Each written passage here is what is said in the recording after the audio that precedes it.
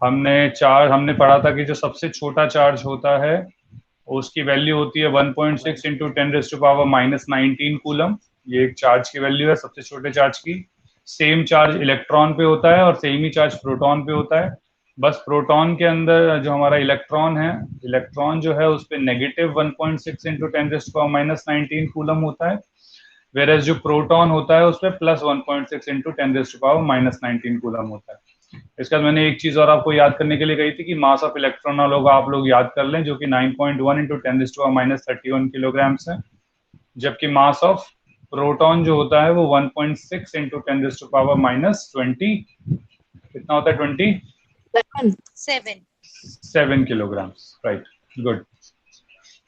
इसके बाद एक प्रॉपर्टी थी जो ये वाला चार्ज जो 1.6 इंटू 10⁻⁻19 कूलम है, ये सबसे छोटा चार्ज होता है। तो यहाँ से मैंने क्या बताया था कि Q is equal two plus minus any formula बनता है। ये एक नई प्रॉपर्टी भी देता है, जिस प्रॉपर्टी को हम कहते हैं क्वांटाइजेशन। क्या सभी को ये चीजें याद है? ओके, फिर मैंने बताया था कि जो करंट होता है कि जब कुछ चार्ज एक पर्टिकुलर क्रॉस सेक्शन को क्रॉस करते हैं, कुछ चार्जेस जब एक पर्टिकुलर क्रॉस सेक्शन को क्रॉस करते हैं, ये क्रॉस सेक्शन हो गया, इसको क्रॉस करेंगे जब ये चार्जेस, तो उसको हम कहते हैं चार्ज अपॉन टाइम। एक सेकंड के अंदर कितने चार्ज उसको पास कर रहा है, वो हमारा करंट होता है। तो actually current is rate of flow of charge. तो current is rate of flow of charge. इसके बाद जो हमने देखा था, ये वाली चीज लास्ट क्लास में नहीं हुई थी तो ये लिख लीजिएगा। जो करंट की जो यूनिट है एम्पेयर, वो एक्चुअली एक साइंटिस्ट थी एंड्री मैरी एम्पेयर, इनके नाम पे दिया गया था। ये नाम साइंटिस्ट का एक्चुअली एनसीईआरटी में दे रखा है, इसलिए बस याद करना जरूरी है। वैसे अगर एनसीईआरटी में नहीं होता तो नहीं जरूरी था, लेकिन प्लीज मेक श्योर कि ये याद रखें। तो Andre Marie Ampere is the name of the scientist of which current की जो यूनिट एम्पेयर है वो दी गई है। इसके बाद हमने देखा था कि I is equal to Q upon T तो लिख ही सकते हैं। क्यू को अभी ऊपर ही हमने देखा, N इंटू ई लिख सकते हैं, तो I को हम एन ई अपॉन टी भी लिख सकते हैं। क्या ये सभी को यहाँ तक क्लियर है? Yes sir. इसके बाद हमने ये चीज डिस्कस करी थी कि जो करंट है उसमें डायरेक्शन, वो मैग्नीट्यूड भी जरूरी है, डायरेक्शन भी जरूरी है, लेकिन वो एक वेक्टर लॉ ऑफ एडिशन है जो फॉलो नहीं करता, जिसकी वजह से हम करंट को स्केलर क्वांटिटी मानते हैं। क्या ये हमारी बात हो गई थी लास्ट क्लास में?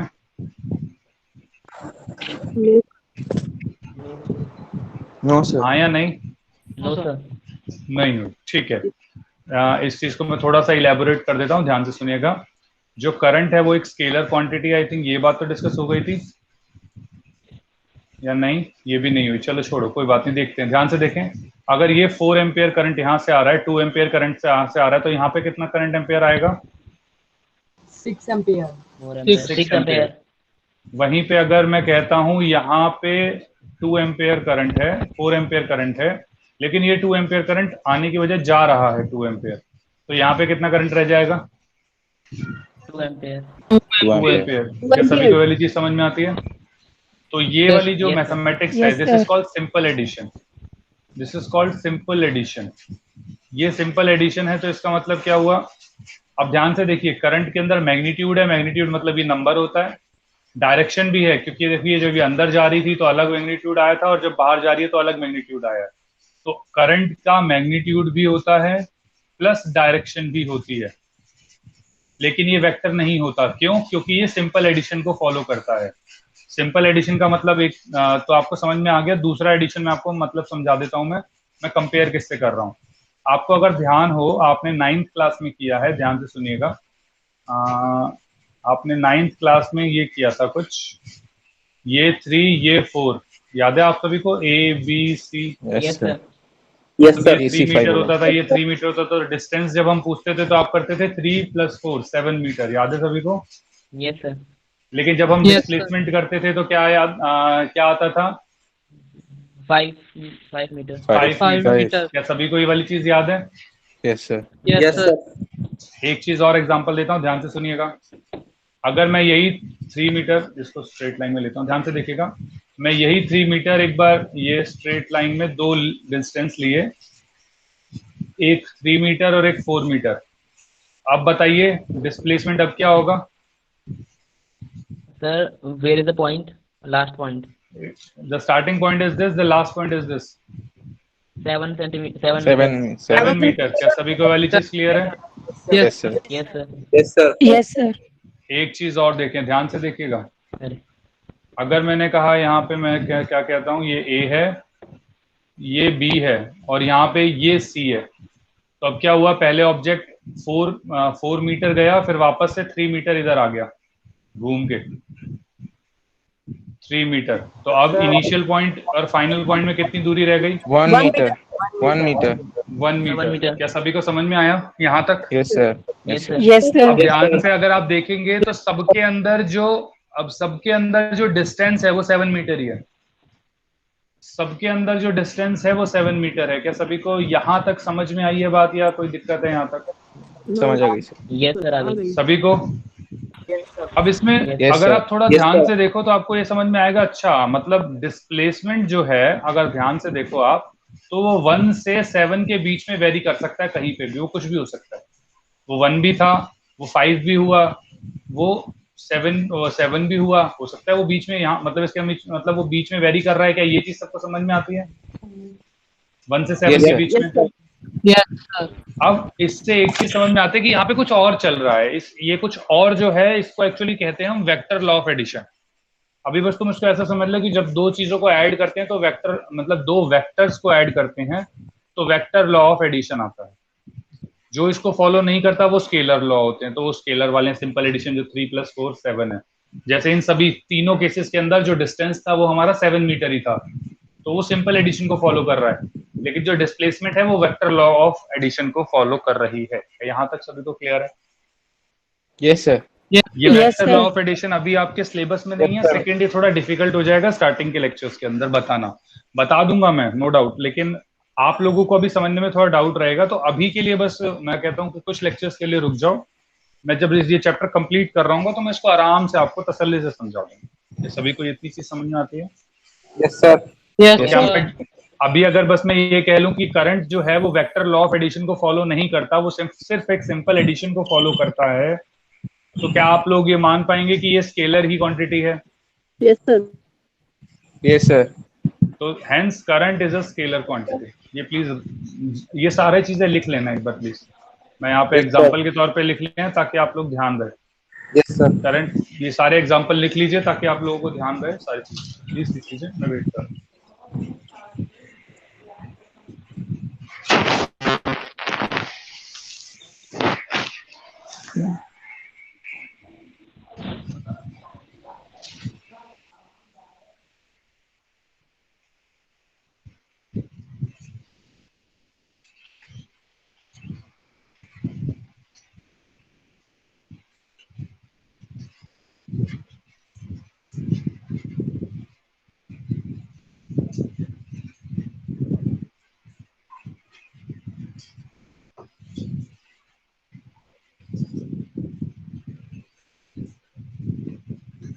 Done, sir.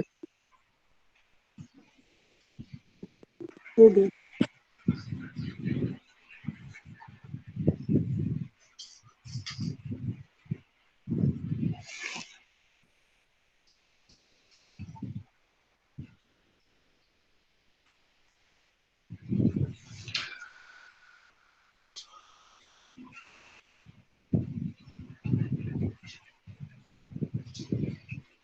Everybody has written it or still some left? Yes, sir. Written. Yes, Sir, we sir. have written. Done, sir. Yes, sir. Okay. Written. Okay. Yes, sir. Done. Okay, fine. I'm moving forward then. Right. So coming back to our initial point, just see. Just see. Right. So we are done with this. Right. We are done with Andrew Marie Ampere, and then we are done with scalar quantity. Right. Now, see, then we have discussed about the potential difference, where V is the potential difference. In this, we can actually write this V. We can write this V. V is equal to W upon Q.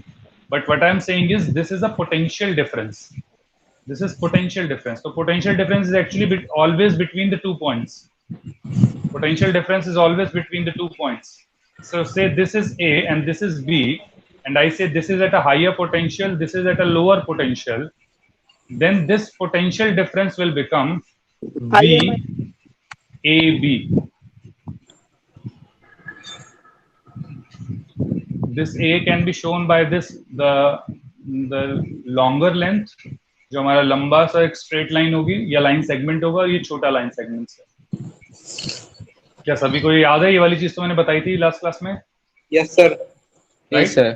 तो बस Yes, मैं sir. कह रहा हूँ, इसको मैंने ए point दिया, इसको बी पॉइंट दिया, और इस पोटेंशियल डिफरेंस को लिखा मैंने VAB, और ये तो मैंने आपको लास्ट क्लास में बताया था कि इसका मतलब होता है VA माइनस VB। ये सब हम डिस्कस कर चुके हैं, बस उसको एक साथ में उसको क्लब कर रहा हूँ। क्या सभी को वाली चीज क्लियर है? Yes, sir. Yes, sir. तो हेंस मैं डायरेक्टली क्या लिख रहा हूँ? तो मैं लिख रहा हूँ VAB is equal to VA minus VB is equal to W upon Q। तो potential difference between the 2 points क्या है?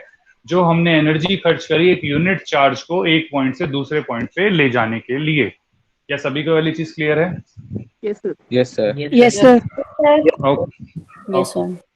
अब इसके अंदर मैं थोड़ी सी एक चीज ऐड कर देता हूँ, हो सकता है आप थोड़ा रिलेट कर पाओ कि अगर मैं एक चार्ज को वायर के अंदर एक पॉइंट से दूसरे पॉइंट पे ले जाना चाहता हूँ, तो मुझे काफी कम पोटेंशियल डिफरेंस भी लगाऊं तो उसमें चल जाएगा काम मेरा।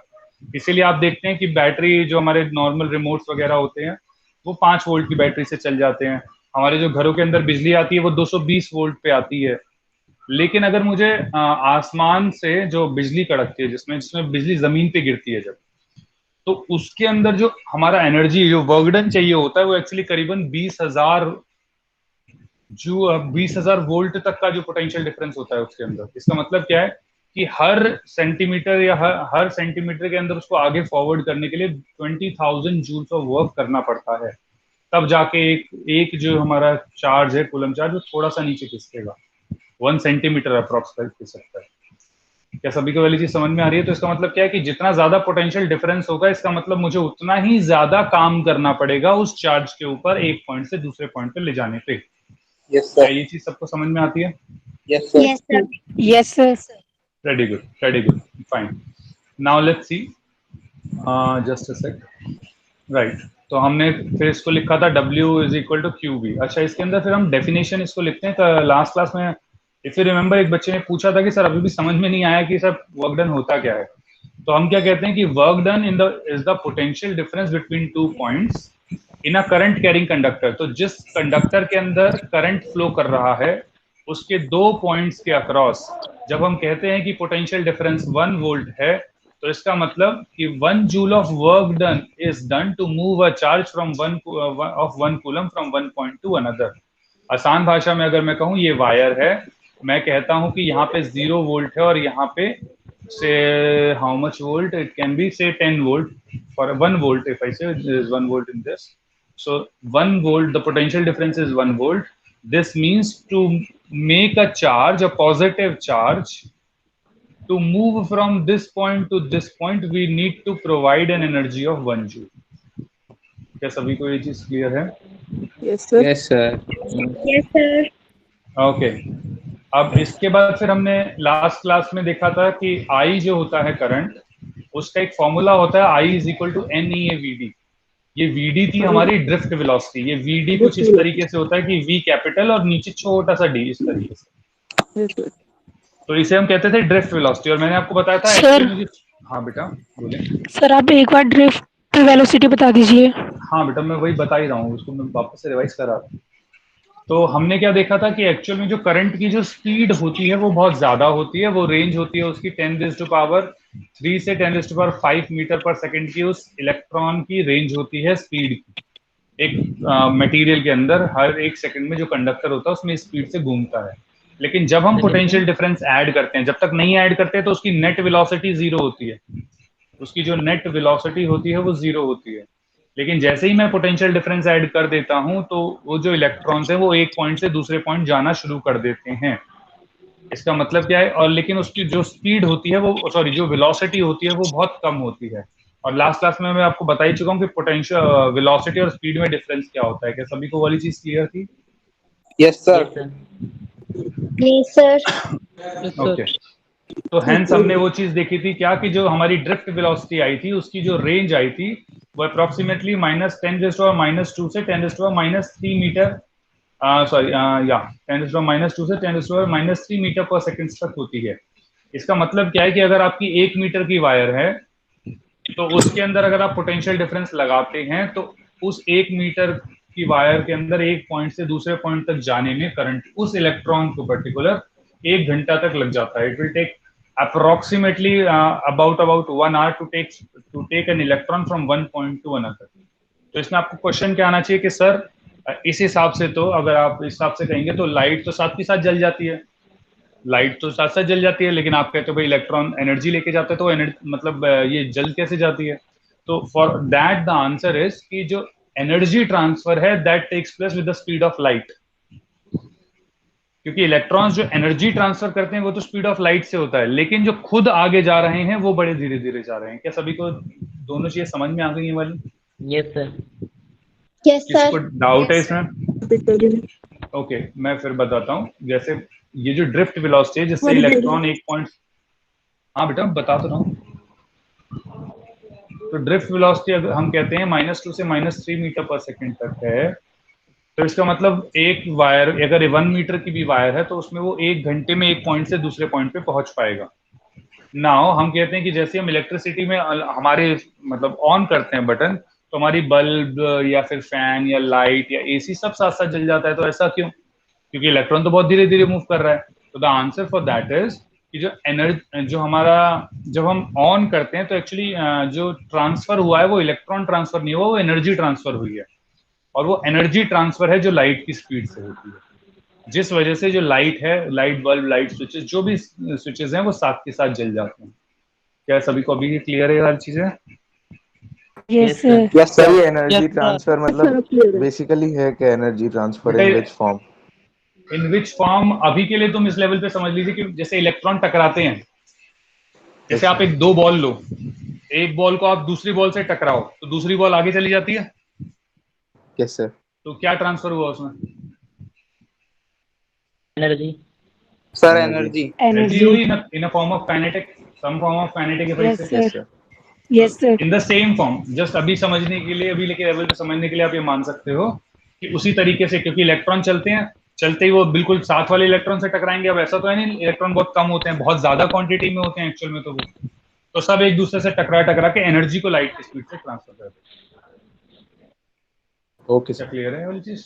Yes, sir. Okay yes sir. Clear. Okay. Now in addition with now एक चीज और अब इसमें और मैं ऐड कर देता हूँ, ध्यान से देखिएगा। नाउ अभी हमने पढ़ा कि जो आई है, ये आई क्या पर होता है, फॉर्मूला मैंने बताया, I is equal to NEAVD।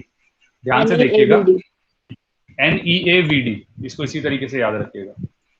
अभी मैंने आपको याद होगा, अभी मैंने फॉर्मूला बताया था, I is equal to Q/T होता है। क्या सभी को याद है? Yes sir. ये मैं Yes, आपको sir. तरीका बता रहा हूँ इसको समझने का, ठीक है? अगर मैं कहता हूँ I is equal to NEAVD, तो एरिया तो हो गया ये वाला क्रॉस सेक्शन जो सर्कुलर पार्ट है जिसमें से इलेक्ट्रॉन निकलेंगे। Yes, sir. इस Q को भी याद करने का मैंने आपको बताया था, NE/T। क्या सभी को याद है NE? Q is equal to NE। Yes sir. Yes, sir. ध्यान से देखें, अगर मैं इसको N/T इंटू E लिख लूं, क्या किसी को कोई प्रॉब्लम है? No sir. No, sir. ठीक है, ये वाला N और ये वाला N में थोड़ा सा डिफरेंस है, ये N कैपिटल ले लेता हूँ इसलिए मैं अभी के लिए, ठीक है? ये वाले N, तो ये कैपिटल N/T मतलब number of electrons per second, ठीक है? अब यहाँ पे देखो, I is equal to NEAVD के अंदर जो E है इसको मैं अलग हटा दूं अगर, तो ये हो जाएगा NA इंटू VD। क्या ये लिख सकता हूं मैं? इंटू में E। Yes sir. Yes, Yes, sir. sir. आप ध्यान से देखो, एरिया इंटू वेलोसिटी, तो एरिया तो ये हो गया, वेलोसिटी मतलब मान लो एक इलेक्ट्रॉन की वेलोसिटी है 10 मीटर पर सेकंड, अभी मान के चल रहा हूं बस मैं। अगर उसकी वेलोसिटी 10 मीटर पर सेकंड, इसका मतलब वो 1 सेकंड के अंदर 10 मीटर चल देगा। Yes Yes, sir. sir. Yes, इसका sir. मतलब अब मान के चलो इस वाले इलेक्ट्रॉन की 10 मीटर पर सेकंड थी, इसका मतलब अगर वो यहाँ पे होगा तो वो ये पार कर जाएगा। क्या ये चीज सबको क्लियर है? Yes sir. Yes Yes, sir. sir. इसका Yes, मतलब sir. जो भी इस इलेक्ट्रॉन के बीच में जितने भी इलेक्ट्रॉन होंगे, क्या वो सब भी इसको पार कर जाएंगे? हाँ। क्योंकि सबकी वेलोसिटी 10 होगी। Yes, sir. Yes sir. इसका मतलब ध्यान से देखो, क्या ये एक वॉल्यूम बन गया? Volume. Yes, sir. Yes sir. Yes, sir. तो उस वॉल्यूम का एरिया हो गया हमारा ये और एल हो गया ये। क्या सभी को वाली चीज क्लियर है? Yes sir. No sir Yes, sir एक sir. बार फिर टाइम से मैंने explain आपको कर बता ही दिया, 1 सेकंड लिया है मैंने। क्या ये एल अपॉन सर टी एक तरीके की वेलोसिटी ही होती है? सर एक बार और कर दीजिए। सर एक बार और प्लीज बताता हूँ, समझ मैं नहीं आया। बताता हूँ। मैंने क्या कहा कि एक इलेक्ट्रॉन है जिसकी वेलोसिटी है 10 मीटर पर सेकंड। इसका मतलब क्या है कि वो क्या 10 मीटर चलता है 1 सेकंड के अंदर? हाँ Yes, sir. यस सर तो मैंने कह दिया कि भाई ये 10 मीटर हो गया, वो इलेक्ट्रॉन यहाँ पे था, जैसे ही 1 सेकंड हुआ वो यहाँ से यहाँ पार चला गया। अब मैंने Yes, कहा sir. इसके बीच के अंदर जितने भी इलेक्ट्रॉन होंगे क्या वो सब भी यहाँ से निकल जाएंगे इतनी देर में? हाँ sir. Yes, sir. Yes, sir. निकल जाएंगे। तो इसका मतलब क्या हुआ? अब इस वॉल्यूम के अंदर जितने भी इलेक्ट्रॉन होंगे सब निकल जाएंगे। Yes sir. Yes sir. Yes. क्या मैं इसको Yes, लिख sir. सकता हूँ a into L upon T? इस एल अपॉन टी को मैंने वेलोसिटी बोला है। क्या सभी को वाली चीज क्लियर है? Yes Yes, sir. sir. Sir हमने एल Yes, किस sir. चीज के लिए रेफर किया है? बेटा ये मीटर। वेलोसिटी के हिसाब से, एक्चुअली वेलोसिटी एक तरीके से मैंने उसको लेंथ अपॉन टाइम ले लिया। ओके सर वेलोसिटी क्या डिस्टेंस अपॉन टाइम होता है ना? Ye- वेलोसिटी जब हम बेसिकली पढ़ते हैं तो वेलोसिटी या स्पीड क्या होता है? डिस्टेंस अपॉन टाइम होता है ना? Yes sir. Yes, मैं वो sir. जी ये सर। अभी मैंने वेलोसिटी को डिस्टेंस अपॉन टाइम में लिख लिया है। ओके सर क्लियर है? अब ध्यान से देखना। तो अब ये क्या हो गया? Area into length. क्या मैं कह सकता हूँ वॉल्यूम होता है ये? हाँ सर। Yes sir. वॉल्यूम। और ये Yes, है sir. टाइम। अब फॉर्मूले के हिसाब से देखो तो टाइम तो एज इट इज है, यहाँ पे वॉल्यूम है, तो एक एन हमने मल्टीप्लाई कर दिया। ये एन क्या बताता है कि इस वॉल्यूम के अंदर, एक पर्टिकुलर वॉल्यूम के अंदर कितना इलेक्ट्रॉन्स होते हैं फ्री। तो एन क्या होता है? Number of free electrons per unit volume. क्या सभी को वाली चीज समझ में आई? क्यों? क्योंकि मैं वॉल्यूम से ही तो मल्टीप्लाई कर रहा हूँ। यस तो सर। मुझे पर वॉल्यूम नामक कोई चीज तो चाहिए होगी, क्योंकि वॉल्यूम से वॉल्यूम कटेगा तभी तो नंबर ऑफ इलेक्ट्रॉन्स आएंगे। Yes Yes, sir. sir. हाँ। क्या ये चीज सभी को समझ में आती है? Yes Yes, sir. Yes, sir. sir. Yes sir. Very good. So hence what I will say is I is equal to NEA VD के अंदर VD is the drift velocity. A is the area. Area will always be in meter square. Drift velocity meter per second. E जो होगा वो charge of electron होगा, charge of electron. N जो होगा वो number of free charges, number of free electrons per unit volume. क्या सभी को यहां तक समझ में आया है? Yes sir. Yes sir. किसी को भी डाउट यहां तक? No, sir. No sir. Okay. No sir. अब एक बार पहले इसको लिख लें, फिर मैं आगे थोड़ा सा और बताऊंगा आपको इसमें। Yes, sir. लिख लिया। सर एक ही। Hello sir. लिखें लिखें आराम से, अगर नहीं लिखा है तो। Hello sir. हाँ बेटा बोलें। सर इसे न्यूमेरिकल के बेस पे समझा दीजिए। न्यूमेरिकल के बेस पे मैं कराता हूँ बेटा। Yes sir.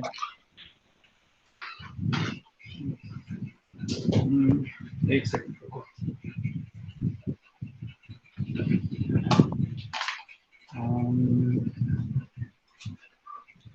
Just a second, 2 minute wait करिएगा फिर।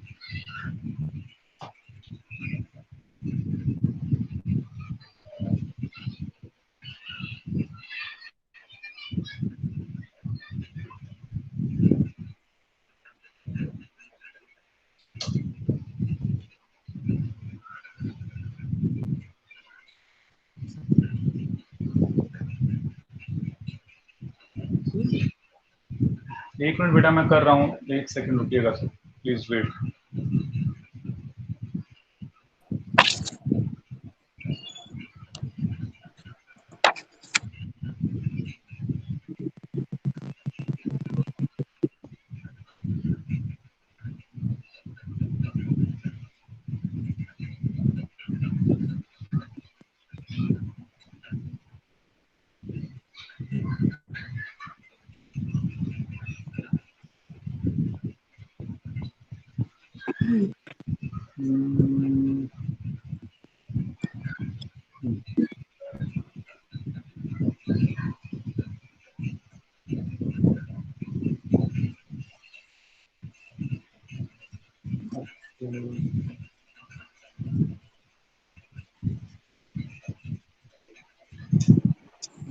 जस्ट अ सेकंड लिखने के लिए।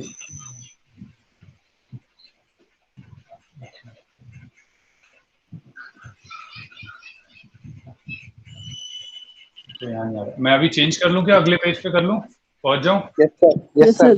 Sir. Yes, sir. Just a second.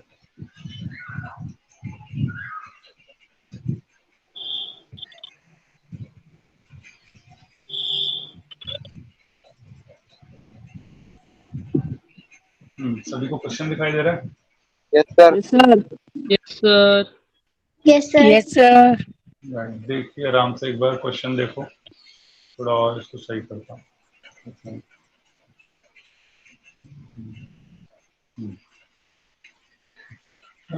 कुछ रह गया शायद, एक सेकंड रुकना। 10⁻28 है ना, ठीक है।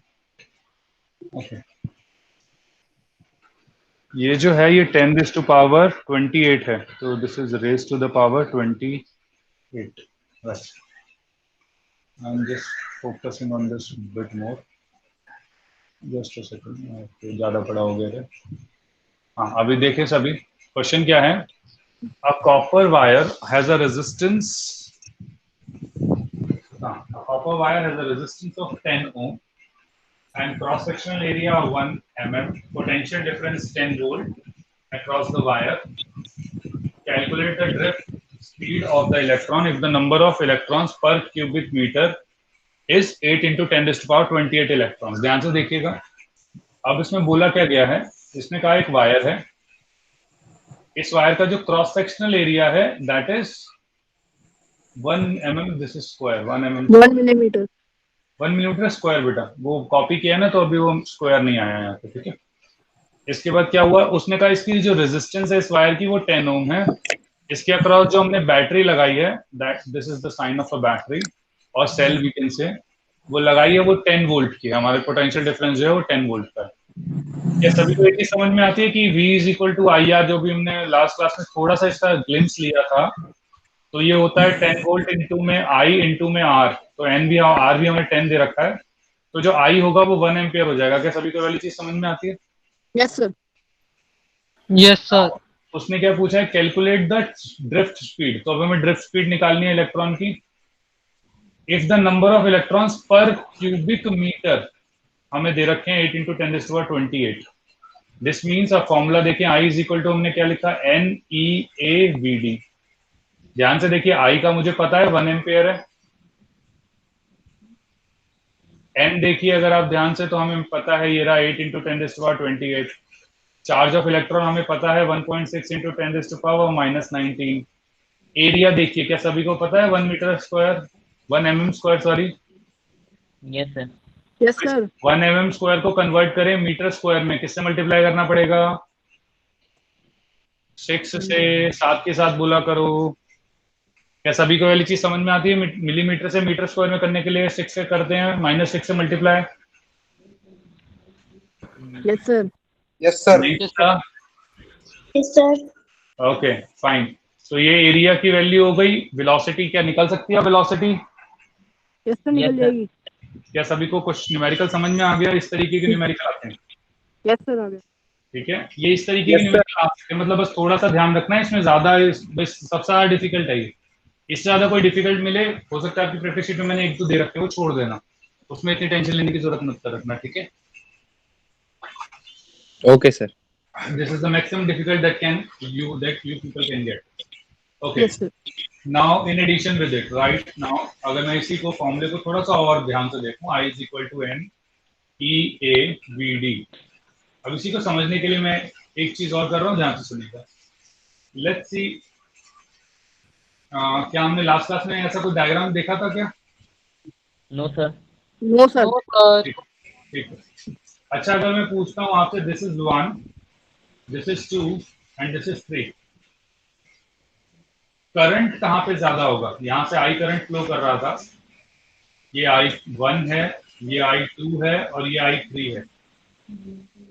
तो what is the relation I2. Between all of them?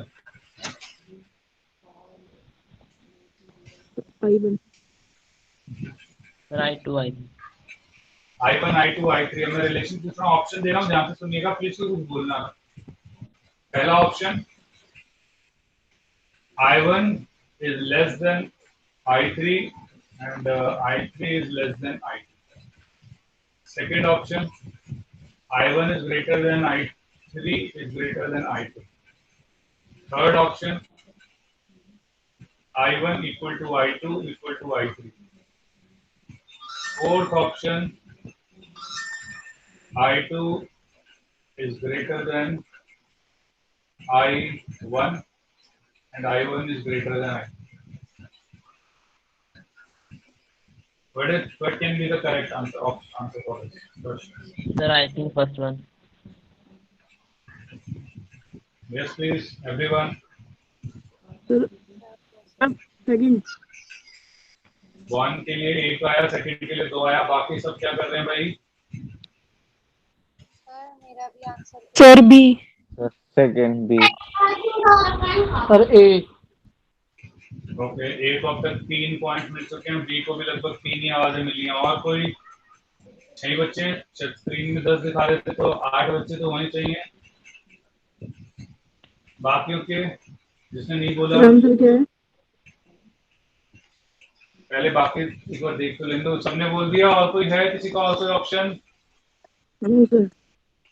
Okay, ध्यान से सुनिएगा। The correct option is C, current does not change. अब ध्यान से सुनिएगा कैसे। अब अगर आप एक काम करें, एक पाइप लें और पाइप के अंदर टंकी से लगा लें और पौधों में से फॉर एग्जांपल पानी दे रहे हैं, और आपने जो पाइप के आगे वाला जो हिस्सा होता है, मुंह होता है, वो आपने उसको थोड़ा सा बंद कर दिया, तो पानी कम निकलेगा या उतना ही निकलेगा या ज्यादा निकलेगा? तो कम सर, उतना निकलेगा। ही निकलता है। उतना ही निकलेगा। क्या सभी को ये वाली चीज समझ में आती है कि उतना ही निकलता है, कम नहीं निकलता? बस स्पीड बढ़ जाती है। Yes sir. और उसकी स्पीड बढ़ जाती है। स्पीड क्यों बढ़ती है? क्योंकि आपने एरिया कम कर लिया। क्या सभी को ये वाली चीज समझ में आती है? Yes sir, yes sir. Yes yes sir. Sir. सभी को क्लियर है वाली चीज? Yes sir. Yes sir. अब इसी चीज को आप इससे रिलेट करें, बिल्कुल सेम चीज है। ध्यान से देखें कि जब करंट फ्लो कर रहा है वेरियस क्रॉस सेक्शन से, तो करंट में चेंज को कोई दिक्कत नहीं आती। करंट उतना ही फ्लो करेगा, जैसे पानी उतना ही फ्लो करता है। लेकिन जहां से पानी फ्लो कर रहा है, अगर उसका एरिया कम है तो वेलोसिटी उस पॉइंट पे वाटर की ज्यादा हो जाती है। अगर एरिया ज्यादा होता है तो वेलोसिटी कम हो जाती है। क्या ये दोनों चीजें समझ में आई हैं? Yes sir. Yes sir. Yes sir. Yes sir. Sir. हाँ बेटा बोले, सभी को क्लियर है? Yes sir. सर मुझे बस एक चीज Yes. पूछनी थी सर। सर आपने जो न्यूमेरिकल कराया था उसमें बस एक बार एरिया कन्वर्जन कैसे किया, बस वो एक बार बता देना। ओके बेटा, 1 मीटर के अंदर क्या 1000 मिलीमीटर होते हैं? Yes sir. Yes sir. Clear है बेटा? Yes sir. इसका मतलब 1 मिलीमीटर के अंदर कितने मीटर होंगे? 1/1000। Yes yes sir. Sir. Yes sir. तो क्या इस 1/1000 को मैं लिख सकता हूँ 10 की power -3? Yes yes sir. Sir. Yes sir. Yes, 1 metre, 1 millimetre. क्या मैं इसका स्क्वायर कर लूँ तो ये 1 मिलीमीटर का स्क्वायर हो जाएगा और ये 10⁻³ का स्क्वायर हो जाएगा। Yes yes sir. Sir. Yes तो ये सर. 10⁻6 हो जाएगा metre square. Yes okay sir. Sir. किसी को नहीं आती हुई डेफिनेशन लिए लिख लेना पूरा। गुड बेटा, पूछ लिया करो ऐसे। वेरी गुड, लिख लिया सभी ने ये वाली चीज? मैं वेट करता हूँ। Yes sir. यस सर, हो गया। ओके, आप सभी को ये वाला I is equal to NE/VD समझ में आ गया है? Yes sir. Yes sir. Yes yes sir. Sir. इस पे मैं एक Yes, चीज और sir. बताऊंगा, थोड़ा दुखी मैं ज्यादा कर रहा हूँ आपको इसी के ऊपर, लेकिन थोड़ा सा समझना शायद इम्पोर्टेंट है। I is equal to NE/VD। इसमें अगर हम इस एरिया को डिवाइड कर ले तो हम क्या लिख सकते हैं? I/A is equal to NE/VD। Yes sir. क्या सभी को यहाँ तक समझ में आ रहा है? हाँ sir. Yes sir. Yes sir. I/A को, इस I/A को हम कहते हैं J, और इस J को हम बोलते हैं करंट डेंसिटी। बस इसको इस तरीके से याद रखो, ज्यादा इस पर दिमाग लगाने की जरूरत है। Yes sir. I/A जो होता है ये J होता है, ये करंट डेंसिटी बोला जाता है इसको, और ये एक वेक्टर क्वांटिटी होती है। This is a vector quantity. That's it. इतना बहुत है आपको अभी के लिए दिमाग लगाने का। बाकी अगर वैल्यू मिले, देखो करंट अगर मिले आपको 1 एम्पियर और एरिया मिले से 2 मीटर, स्क्वायर। तो क्या आप लिख सकते हैं कि करंट डेंसिटी 1/2 एम्पियर 1/2। क्या सभी को ये चीज समझ में आती है? Yes sir. Yes, sir. Yes, और sir. हमें पता है, आप ध्यान से ये वाली चीज भी सुनिएगा, क्योंकि J होता है I/A। अब मुझे पता है कि जब भी करंट किसी क्रॉस सेक्शन में फ्लो करता है तो करंट चेंज नहीं होता, वो कांस्टेंट रहता है, लेकिन क्या एरिया चेंज होता है? भाई क्रॉस सेक्शन वेरी कर रहा है तो एरिया तो चेंज हो रहा होगा, और सभी को ये चीज क्लियर है? Yes sir. तो इसका मतलब करंट डेंसिटी भी चेंज होगी। Yes, sir. इसका मतलब करंट डेंसिटी भी चेंज होगी। जहां एरिया ज्यादा होगा वहां करंट डेंसिटी कम होगी, और जहां पे एरिया कम होगा वहां पे करंट डेंसिटी ज्यादा होगी। क्लियर है? Yes sir. Yes, sir. Yes, sir. समझ में आ गया सर। ओके, बस ये लिख लें एक बार, उसके बाद फिर आपका यहाँ पे ये फॉर्मूला यहीं तक ही पहुंचा। यस सर, लिख लिया। सभी ने? Yes sir. No, sir. Yes, sir. Okay, चलिए अब आगे बढ़ते हैं, ध्यान से देखिएगा।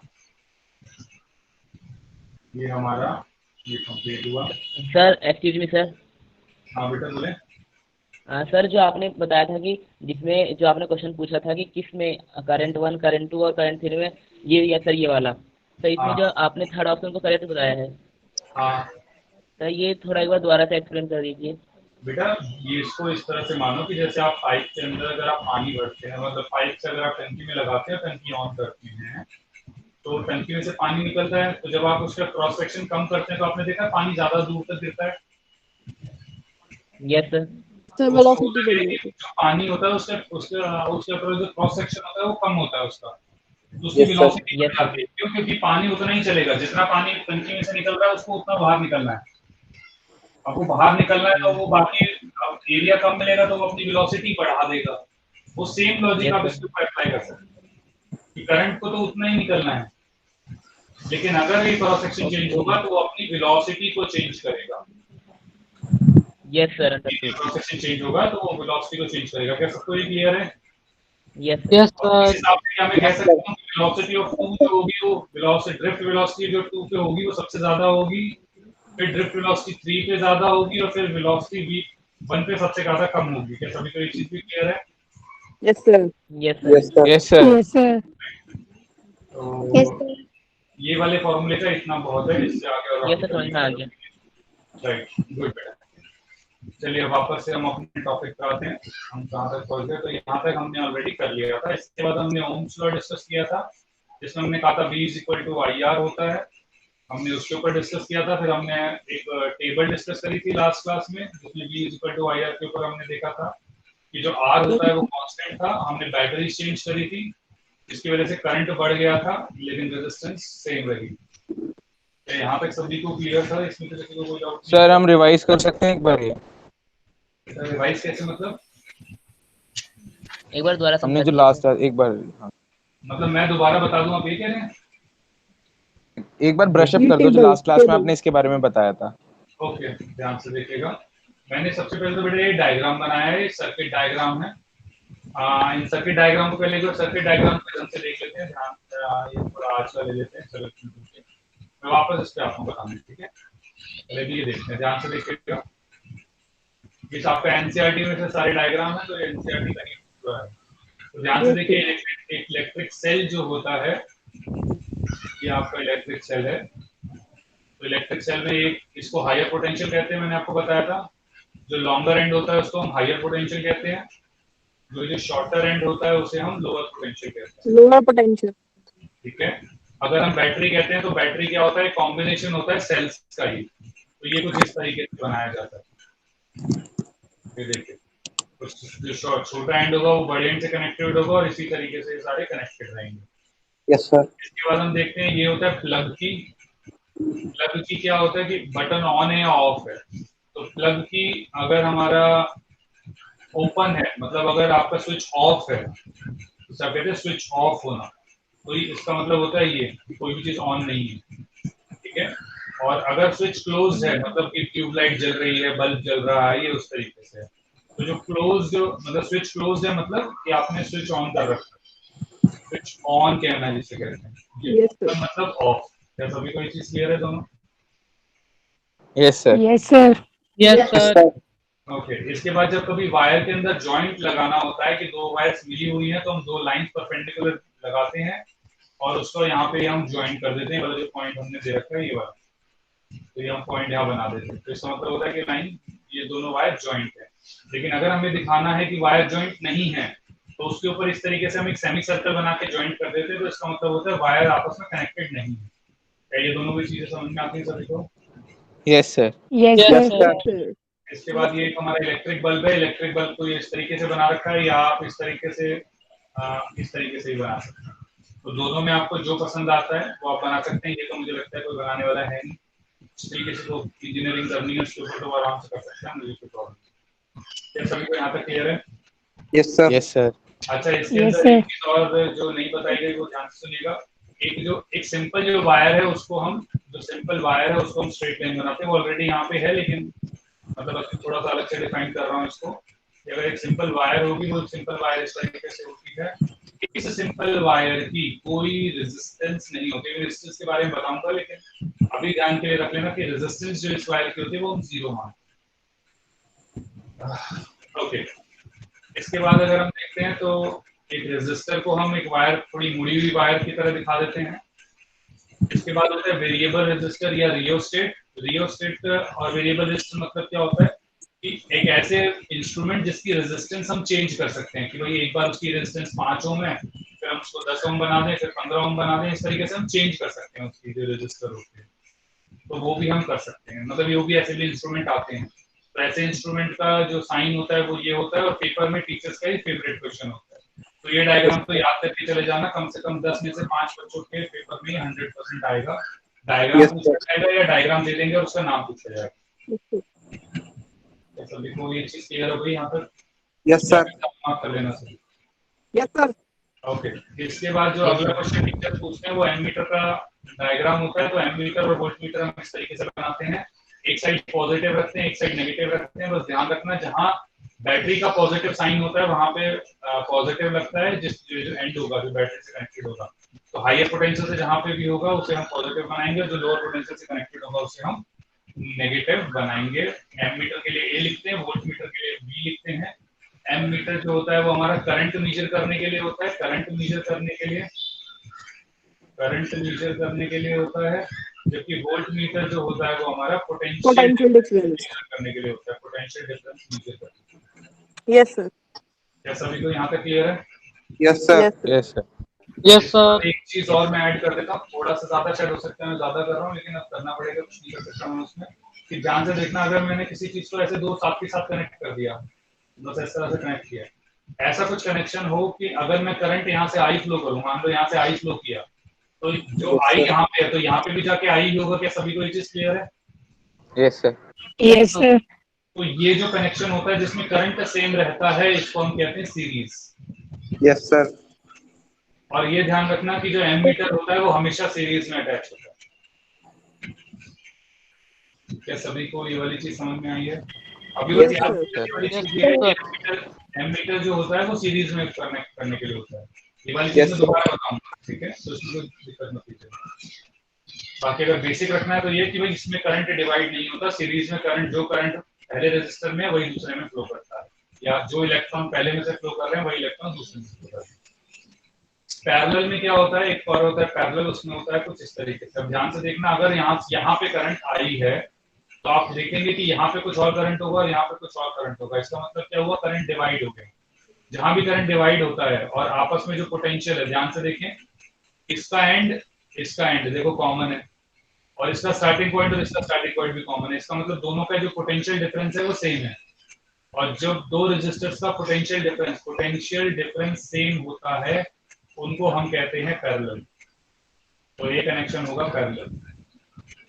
तो हम क्या कहते हैं, वोल्ट मीटर को हम पैरेलल में कनेक्ट करते हैं। पैरेलल में क्यों कनेक्ट करते हैं, सीरीज में क्यों कनेक्ट करते हैं, ये सब बताऊंगा मैं बाद में, इसलिए इसमें परेशान मत होना। बस अभी याद कर लो कि एम मीटर को हम सीरीज में कनेक्ट करते हैं और वोल्ट मीटर को हम पैरेलल में कनेक्ट करते हैं। हाँ बेटा, सर पैरेलल में तो पोटेंशियल डिफरेंस सेम होता है और सर इसमें सीरीज में करंट सेम रहता है ना। Current okay sir. क्या सभी को यहाँ तक क्लियर है? Yes sir. Yes sir. चलो अब ध्यान से वापस उसी आ जाते हैं हमारे डायग्राम पे। ओके, और हमने क्या करा, हमने एक रेजिस्टर लिया, उस रेजिस्टर के अक्रॉस हमने वोल्टमीटर लगा दिया पैरेलल में, और सीरीज में हमने एमीटर लगा दिया। ध्यान से देखिए, हायर पोटेंशियल यहाँ पे है तो मैंने प्लस यहाँ लिखा है, लोअर पोटेंशियल यहाँ पे है तो मैंने लोअर पोटेंशियल नेगेटिव यहाँ लिख दिया। सिमिलरली वोल्ट मीटर के लिए अगर मैं जाके देखता हूँ तो वोल्ट मीटर पे पॉजिटिव हमारा जाएगा, इधर पॉजिटिव साइन आया है देखिए ये वाला, और ये वाला नेगेटिव साइन है, क्यों? क्योंकि ये देखिए लोअर एंड की तरफ है और ये हायर पोटेंशियल की तरफ है। क्या सभी को वाली चीज समझ में आती है प्लस माइनस की? Yes sir. जब भी आपकी की क्लोज होगी, देखो की क्लोज के लिए ये भी साइन होता है, ये ओपन की के लिए होता है, और यहाँ पे अगर मैं इस तरीके से कर देता हूँ तो क्लोज की हो जाती है, या फिर इस तरीके से ये क्लोज की है, मतलब इस तरीके से बना देते हैं। ओपन में हम इस तरीके से ओपन रखते हैं, जॉइंट की। क्लियर है सभी को यहाँ तक? Yes sir. Yes sir. Okay, तो जब भी क्लोज की होगी ये भी ध्यान रखना कि जब भी क्लोज की होगी तब करंट फ्लो करता हुआ दिखाना है, और जब भी ओपन की दिखा रखी होगी तो करंट फ्लो नहीं होना चाहिए उसके अक्रॉस। किसी को डाउट यहाँ तक? Excuse me sir. No sir. बोले बोले। हेलो हाँ हाँ बोल बेटा, सर, क्या आपको हुआ? प्रेजेंटेशन नहीं दिख रही सर, आपको सभी को प्रेजेंटेशन नहीं दिख दिख रही है रही। बेटा? सर दिख सर रही है। दिख रही है। दिख रही है सर। दिख रही है sir now it is clear. दिक्कत है बेटा, आप एक दोबारा लॉग आउट करके लॉगिन करें। Yes sir. ओके, क्या यहाँ तक सभी को क्लियर है? Yes yes sir. Sir. Okay, Yes, अब हमने sir. क्या किया ध्यान से सुनिएगा, यहाँ पे जो बैटरीज लगी हुई है ये वाली, इनको मैं चेंज करता गया।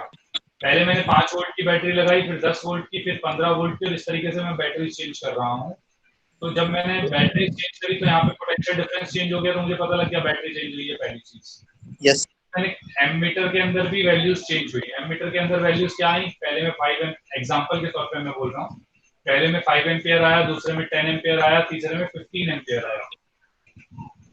अब मैंने क्या पूछा भाई, अच्छा भाई ये तो देखो जैसे जैसे वोल्टेज बढ़ रही है वैसे वैसे करंट भी बढ़ रहा है, तो इसका मतलब क्या होता है कि वोल्टेज जो होता है वो डायरेक्टली प्रोपोर्शनल होता है करंट के, और प्रोपोर्शनल है तो प्रोपोर्शनलिटी साइन हटाने के लिए कांस्टेंट लगता है, उस कांस्टेंट को मैंने कहा रेजिस्टेंस लग गया, तो हेंस मैंने कहा V जो होता है वो IR के इक्वल होता है। क्या सभी को वाली चीज क्लियर है? Yes sir. Yes, sir. और यहाँ पे फिर हमने देखा कि जो R होता है वो V/I को भी हम कह सकते हैं। क्या यहाँ तक सभी को क्लियर है? Yes sir. तो इसके बाद ये जो R है इसको हमने थोड़ा और इसके ऊपर ध्यान दिया, Yes, sir. इसके ऊपर रिसर्च करी, तो रिसर्च करके हमें समझ में आया कि एक्चुअली R होता है रेजिस्टेंस। रेजिस्टेंस मतलब कि एक मटेरियल के अंदर से जब करंट फ्लो कर रहा है तो वो करंट फ्लो जब हो रहा है तो वो मटेरियल उस करंट को या चार्ज को फ्लो करने में कितनी दिक्कत प्रोड्यूस कर रहा है, तो जितना ज्यादा उसको दिक्कत प्रोड्यूस करेगा ये रेजिस्टेंस उतनी ज्यादा होगी। ये जितनी कम रेजिस्टेंस प्रोड्यूस करेगा वो मतलब जितनी कम दिक्कत प्रोड्यूस करेगा वो रेजिस्टेंस उतनी कम होगी। तो ये जो रेजिस्टेंस है एक तरीके की दिक्कत प्रोड्यूस करता है करंट के फ्लो में या चार्ज के फ्लो में। क्या ये सभी को क्लियर है? Yes sir. Yes sir. Okay, yes ठीक है। अब हमने क्या किया, रेजिस्टेंस को फिर लोगों ने और थोड़ा ध्यान से स्टडी किया। मैं थोड़ा नई चीज के ऊपर आ रहा हूँ, ध्यान से देखिएगा। अब जब लोगों ने इसके ऊपर स्टडी किया तो वो उन्होंने क्या देखा, उन्होंने पहले क्या किया, पहले उन्होंने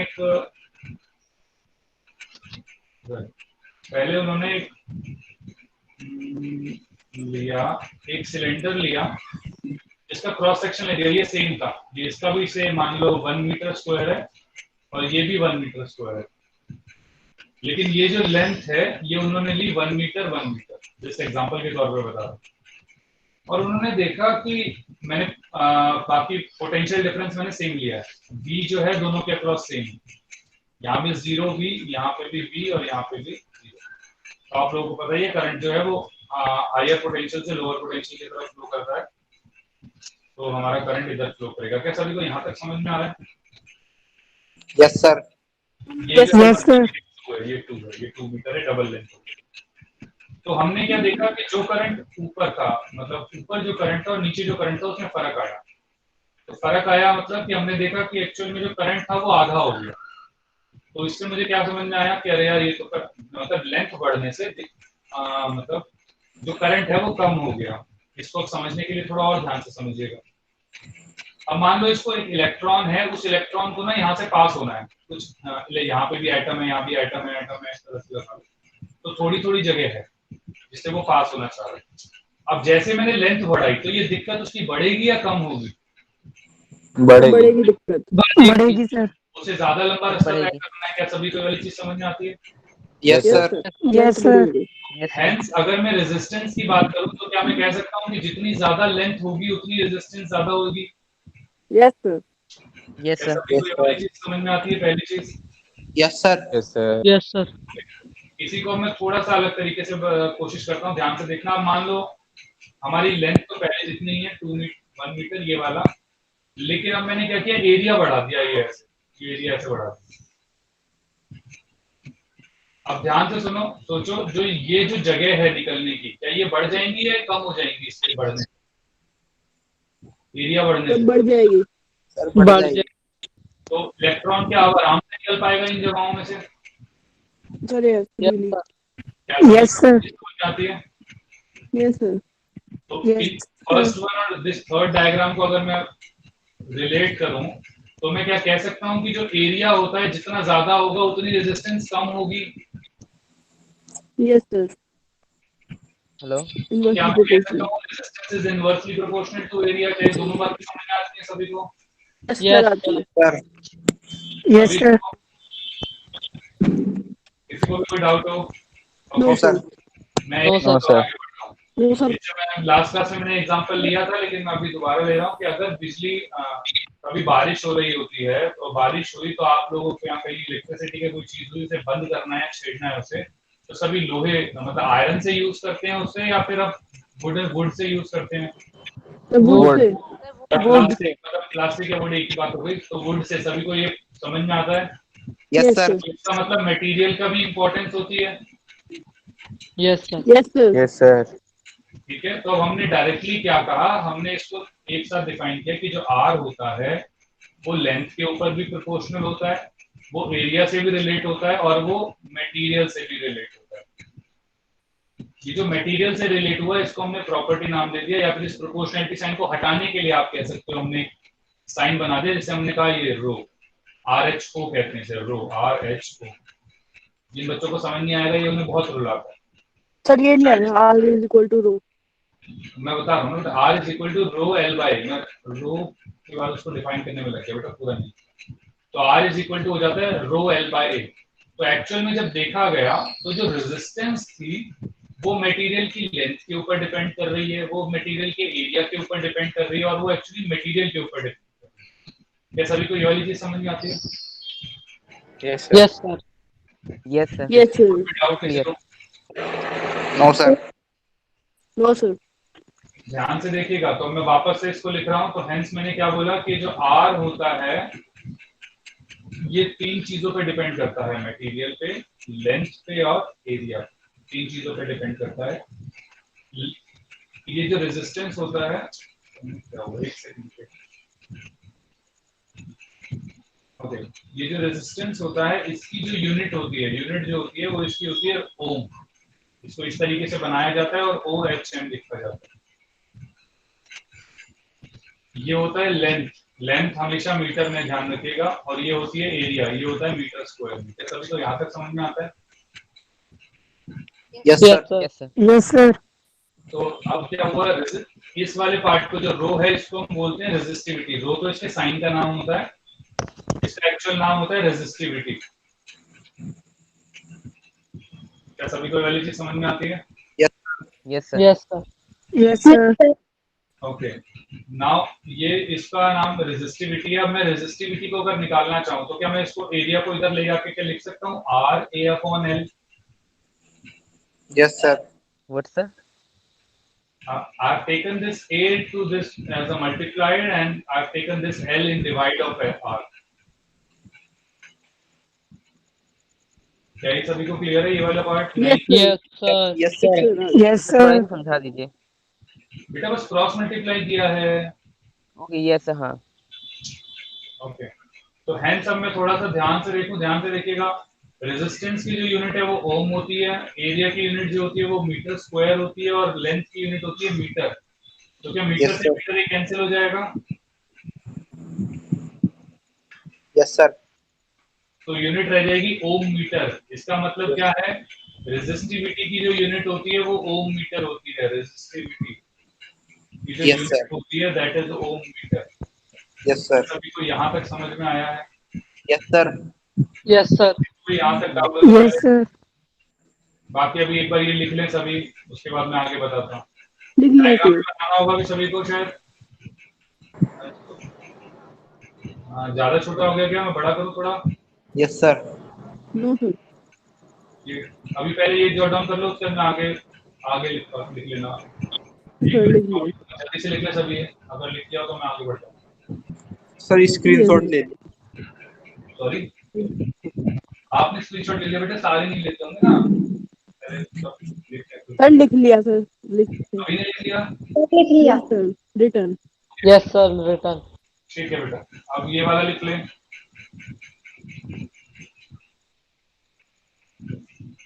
ये भी लिख लिया सर। सभी का हो गया ये वाला पार्ट भी? Yes, sir. Yes, sir. Yes Yes, sir sir. Done. मैं अब इसके ऊपर एक क्वेश्चन लिख लेता हूँ ताकि आप लोगों को थोड़ा कॉन्फिडेंस रहे कि हम कर क्या रहे हैं। ध्यान से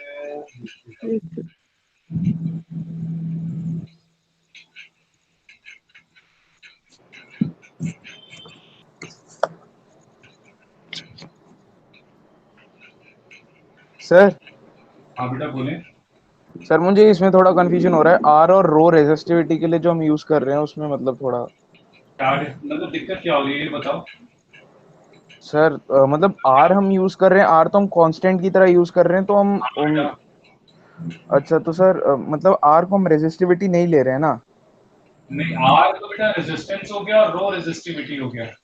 सर डिफरेंस क्या होता है दोनों में? वो होता है एक्चुअली मटेरियल की प्रॉपर्टी होती है। Okay sir. ठीक है, लेकिन जबकि आर आपने देखा कि वो मटेरियल पे भी डिपेंड करता है, वो लेंथ के ऊपर भी डिपेंड करता है और वो एरिया के ऊपर भी डिपेंड करता है। Yes okay okay. यस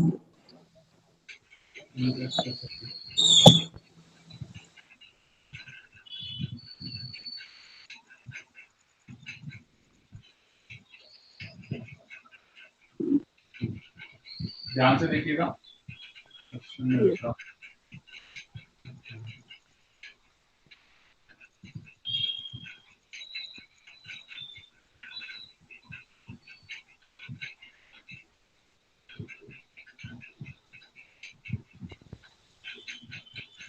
सभी को दिखाई दे रहा होगा अभी? Yes, sir. सभी को? Yes sir. ओके, ध्यान से देखें। तो calculate the resistivity of a material of wire 10 metre in length, 0.4 mm in diameter and having a resistance of 2 ohm। तो हेंस उसने क्या बोला, हमें रेजिस्टिविटी निकालनी है। तो पहले रेजिस्टेंस का फॉर्मूला याद होना चाहिए, resistance is rho L by A. हमें ये रेजिस्टिविटी निकालनी है। ध्यान से देखें, आर दे रखा है हमें कितना, 2 ओम। तो हमारा 2 हो गया। रेजिस्टिविटी हमें निकालनी है, लेंथ हमें कितनी दे रखी है देखें, 10 मीटर। तो यहाँ 10 मीटर।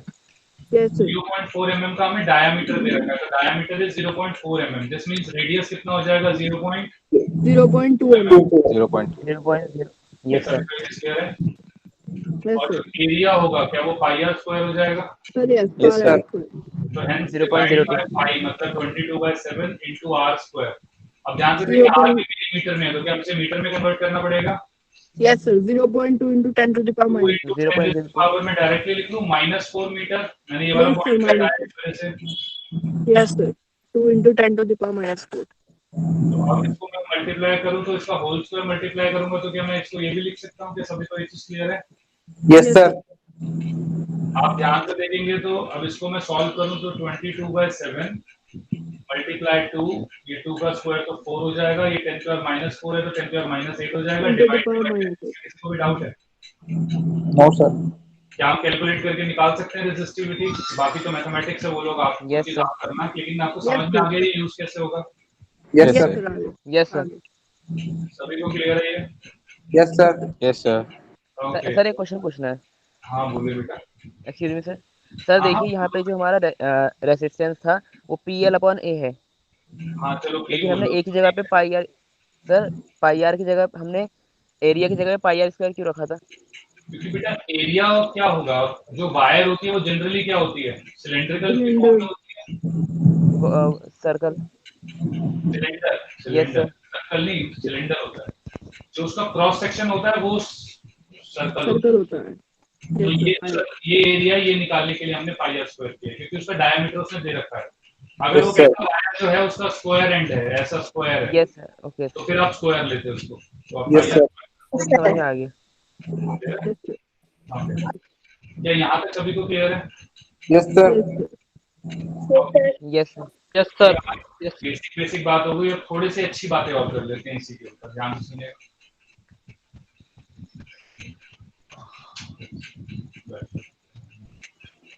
तो अभी हमने बात करी R is equal to rho L by A। तो मैंने क्या देखा, R जो है वो रेजिस्टिविटी के ऊपर डिपेंड करता है, लेंथ के ऊपर डिपेंड करता है और एरिया के ऊपर डिपेंड करता है। तो इन तीनों को वेरिएशन करोगे तो रेजिस्टेंस चेंज होगी, रेजिस्टेंस चेंज होगा तो करंट चेंज होगा।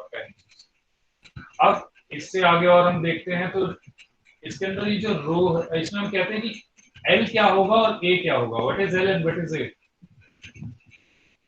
L क्या और A क्या? ऐसे एग्जांपल में पूछने के लिए ध्यान से सुनिएगा। Just a second.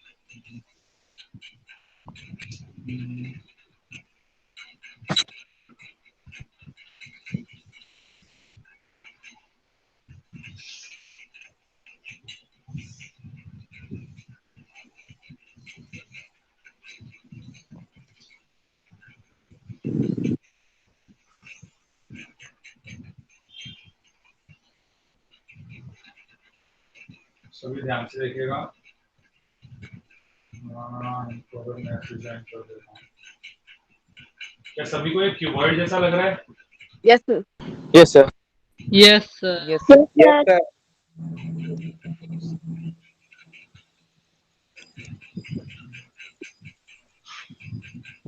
थोड़ा सा और कर देता हूँ। देखिए, सभी को कुछ लग रहा है ये कि एक कमरे के कोने में रखा हुआ है ये कीबोर्ड सा। Yes, sir. Yes, sir. Yes, sir. Axis, ये वाई एक्सिस और ये जेड एक्सिस। सभी को एक चीज क्लियर है? Yes, sir. अब ध्यान Yes, से- sir. sir.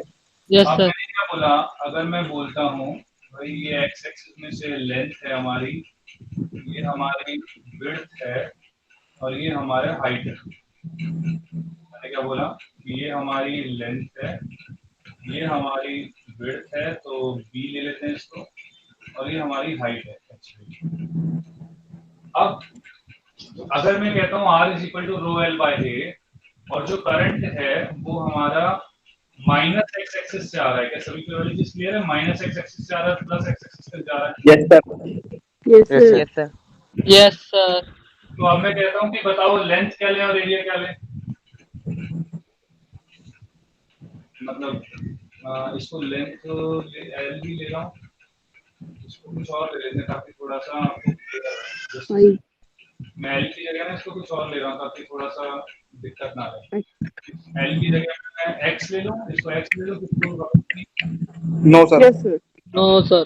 No, बताइए। sir. तो अब मैं कहता हूँ कि बताइए लेंथ क्या होगी या एरिया क्या होगा इस वाले केस में, कि करंट हमारा माइनस एक्स एक्सिस से एक्स एक्सिस जा रहा है,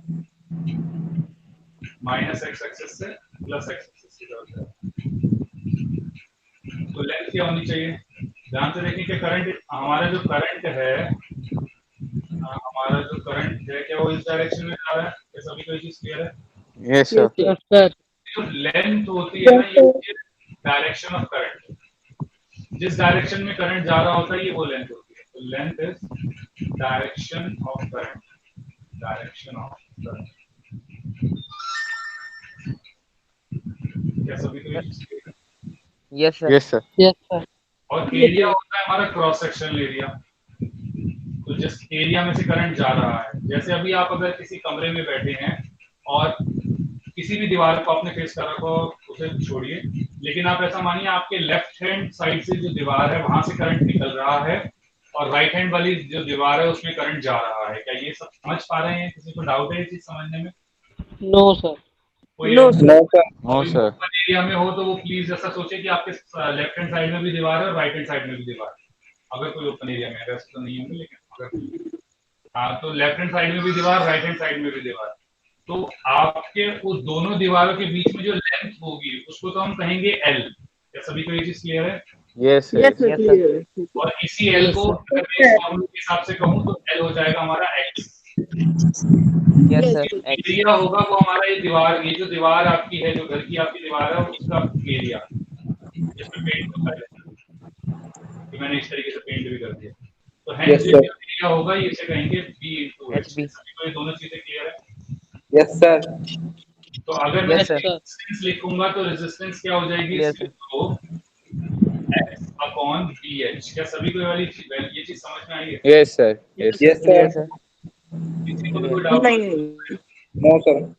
no sir. no sir No, sir. No sir. बढ़िया, गुड। अब अगर मैं कहता हूँ मैंने कुछ चेंज कर लिया, मैंने कहा अब जो करंट है ना वो z एक्सिस के थ्रू नहीं जा रहा। अब जो करंट है, मैं इस बड़े वाले को थोड़ा मिटा देता हूँ ताकि रखना रहे ध्यान। मैं इसके नीचे लिख भी देता हूँ ताकि आप लोगों को ध्यान रहे। ये जो है ये जो x से x एक्सिस की तरफ जा रहा है, मैंने इसलिए ठीक है। अब मैंने क्या बोला आपसे कि जो करंट है वो नीचे से ऊपर जा रहा है, तो अब जो L हो जाएगा वो क्या हो जाएगा? एच। H height ये सभी को क्लियर है? और Yes, एरिया sir. क्या हो जाएगा? Yes, sir. एरिया क्या हो जाएगा? B X B. X into B. X B. से x into b हो जाएगा। क्या सभी को ये भी चीज क्लियर है? Yes sir. Yes sir. तो hence Yes, sir. resistance across z जो होगा, क्या मैं लिख सकता हूँ rho h rho upon H upon B X. क्या सभी को क्लियर है ये? Yes Yes, sir. Yes sir. Yes sir. क्या आप मुझे Yes, sir. Yes, sir. सभी मुझे बता सकते हैं r y y क्या हो जाएगा?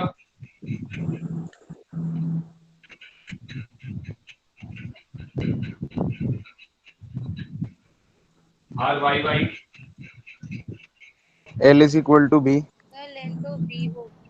l is हाँ बिल्कुल b हो जाएगा। Good. Yes sir. L is equal to B and area is equal to H X. अच्छा, क्या सभी को ये वाली चीज समझ में आई है? कोई बचा तो नहीं है जिसको ये चीज समझ ना आई हो? No sir. रो आप लिख सकते हैं रो b upon H x. Please ये सारी चीजें एक बार लिख लें सभी के सभी। Yes sir.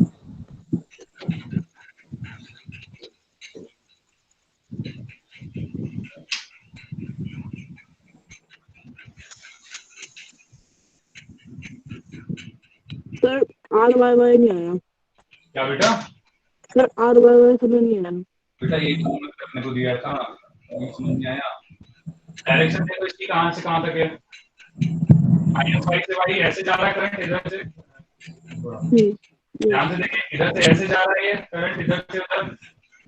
yes sir तो जो लेंथ होगी वो ये वाली होगी yes और जो एरिया होगा वो हमारा ये वाला होगा। okay क्लियर है? ओके, तो हम आगे बढ़े अभी बेटा इस चीज के ऊपर। Yes yes sir. yes sir ध्यान से Yes देखिएगा। sir. अब इसी को क्यूब ना लेके ध्यान से देखिएगा। मैंने क्या करता हूँ, कुछ और करते हैं।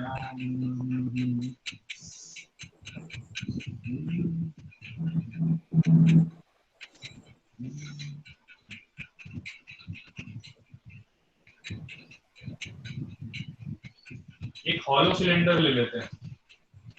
हॉलो सिलेंडर ये मटेरियल बस यहीं पे है, इसके अंदर मटेरियल है, बाकी में मटेरियल नहीं है। ठीक है, और बाकी ये इसका एक साइड का व्यू है और दूसरी साइड का व्यू मैं खुद बनाता हूँ।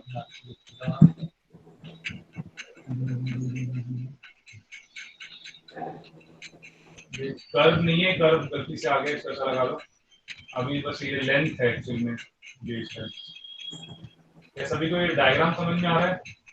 Yes sir. एक्चुअली जब हम इंजीनियरिंग करते हैं ना तो इस वाले व्यू को कहते हैं, इंजीनियरिंग में नहीं, 11 आप 11 12 में भी आप देखेंगे फ्री बॉडी डायग्राम जो आप बनाएंगे तो इस वाले व्यू को हम कहते हैं साइड व्यू। तो हम साइड से देखेंगे किसी चीज को, ये वाला होता है फ्रंट व्यू।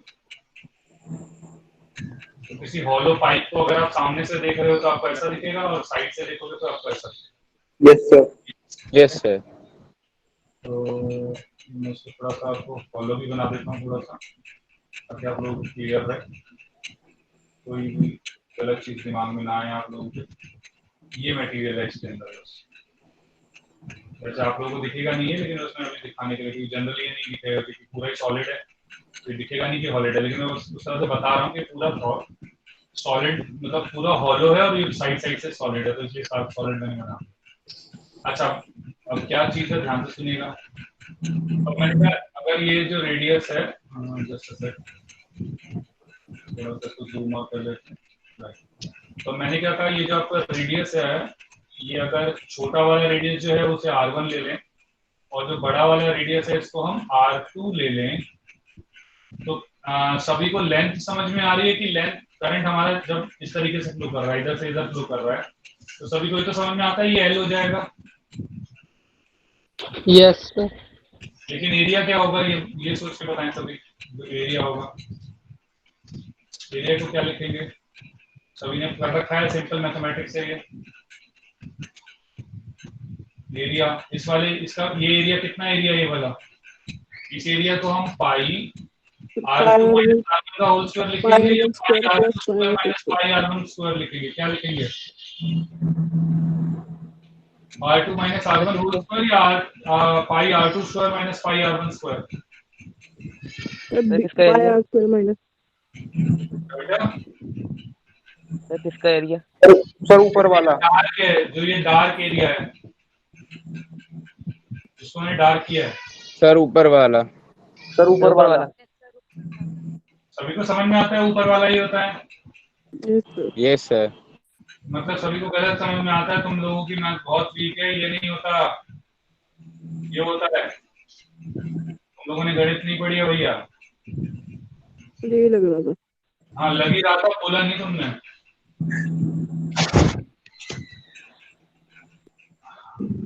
अगर एक बड़ा सर्कल है उसमें से छोटा सर्कल काट लिया, तो बड़ा सर्कल का एरिया और इस मतलब इस वाले का एरिया जब तुम माइनस कर दोगे बड़े वाले में से, अभी तो ये वाला एरिया आएगा। Yes sir. Yes sir. समझ में आई सबको? Yes sir. ओके, क्या क्लियर है? ये पाई आर स्क्वायर ये वाला एरिया होता है। Yes sir. Yes sir. Sir hence जो आपका रेजिस्टेंस होगा इस वाले फॉर्मूले में वो हो जाएगा रो L अपॉन पाई R2 का स्क्वायर माइनस R1 का स्क्वायर। क्या सभी को ये चीज समझ में आती है? Yes sir. ये लिख ले पहले, उसके बाद आगे बढ़ते हैं। हेलो सर, एक चीज पूछनी थी, मेरा कनेक्शन टूट गया था सर। मुझे बस ये पूछना था सर, सर्कल के सेंटर से कि सर्कमफ्रेंस पे कोई भी लाइन मतलब रेडियस तो इक्वल होगा ना, कहीं चाहे कहीं से भी ले हम उसे। एक मिनट, सर्कमफ्रेंस पे अगर सेंटर से खींचेंगे, हाँ बेटा तभी सर्कल होता है, उसे सर्कल ही तो होता है। सर तो मतलब हम पाई आर मतलब जो हमने सेकंड रेडियस बड़ा कैसे ले लिया फिर? रेडियस तो इक्वल होगा ना किसी भी पॉइंट पर हो। अरे नहीं भाई, मैंने क्या बोला, तुमने पाइप देखी है? पाइप जिसमें पानी जाता है, जिससे पौधों को पानी देता है। हाँ सर। उसके इनर रेडियस और आउटर रेडियस में कुछ फर्क होता है नहीं होता? अच्छा, inner and outer radius. Okay okay, समझ गया। Okay sir. ओके, क्या सभी को ये चीज क्लियर है यहाँ तक? कोई डाउट किसी को? Yes sir. No sir. Okay, तो ये हमारा रेजिस्टेंस का बेसिक चीज हो गई। इसमें अब मैं थोड़ी सी बात कर लेता हूँ इस वाले पार्ट इस पार्ट को कहते हैं हम resistivity. This is known as resistivity. इसकी यूनिट जो होती है अभी हमने कैलकुलेट कर ली है, इसे कहते हैं ओम मीटर। रेजिस्टिविटी जो होती है ये प्रॉपर्टी होती है मटेरियल। ये मटेरियल चेंज करने पे ही चेंज होती है, वैसे चेंज नहीं होती। प्रॉपर्टी ऑफ मटेरियल जनरली ये चेंज होती है लेकिन जब टेम्परेचर चेंज होता है, और जनरली तुम्हारे लेवल पे कभी टेम्परेचर चेंज होता नहीं है, तो इसलिए आप हमेशा ये लिखोगे it's a property of a material that does not change, that does not change. क्या सभी को यहाँ तक समझ में आता है? Yes, sir. बाकी आप लोग थोड़ी Yes, sir. चीजें लिख सकते हैं कि when temperature changes resistivity changes, when temperature changes resistivity changes।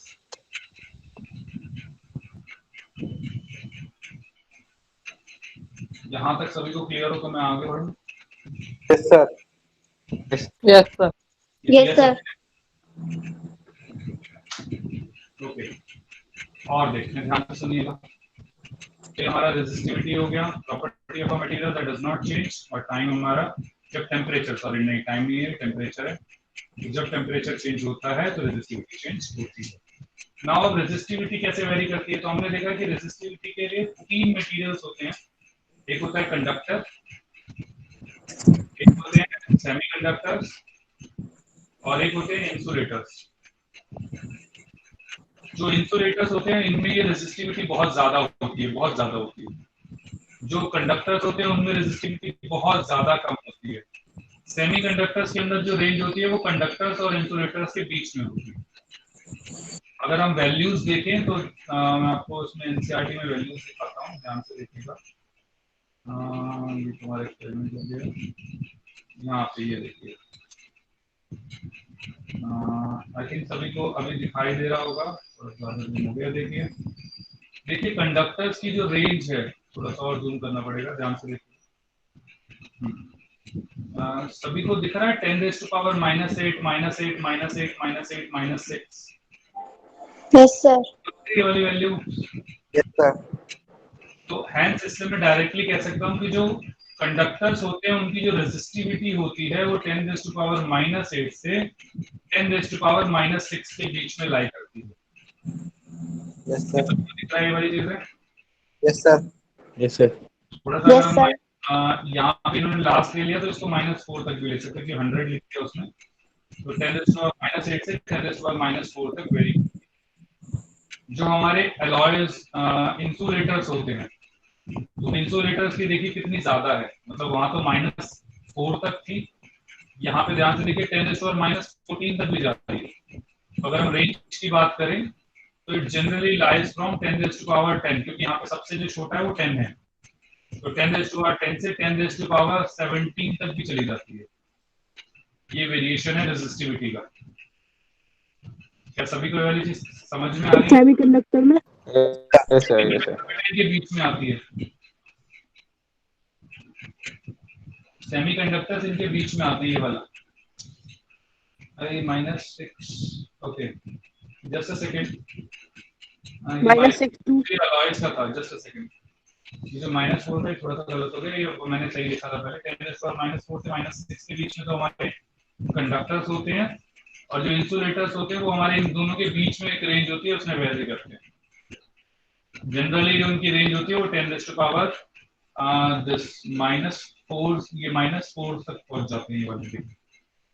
तो 10⁻⁻6 से इससे नीचे ही होते हैं, तो 10⁻⁻4 और इवन बिलो थोड़ा सा और नीचे चले जाते हैं। क्या सभी को वाली चीज क्लियर है? तो कंडक्टर, सेमीकंडक्टर्स और इंसुलेटर।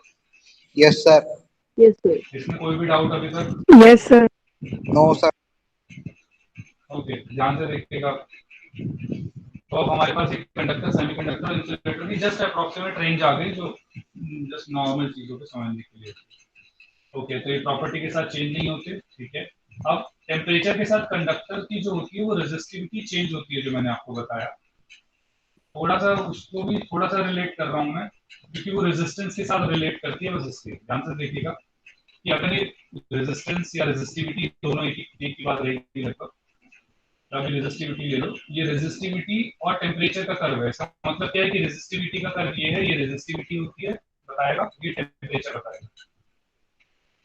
तो अब होता क्या है, जो हमारे कंडक्टर्स होते हैं इसमें जैसे जैसे आप टेम्परेचर बढ़ाते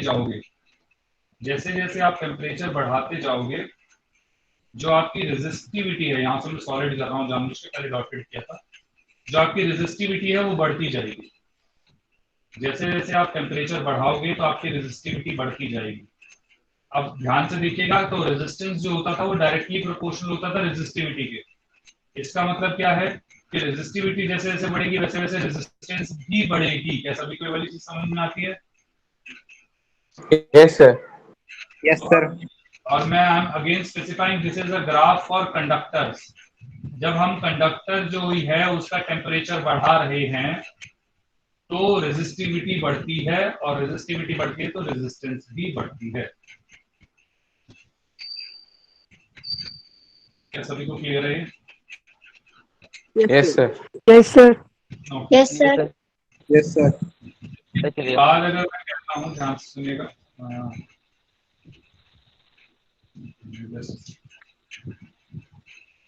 ओके, इसके बाद अगर मैं कहता हूँ कि मैंने एक और डायग्राम लेता हूँ, दिस इज फॉर इंसुलेटर्स।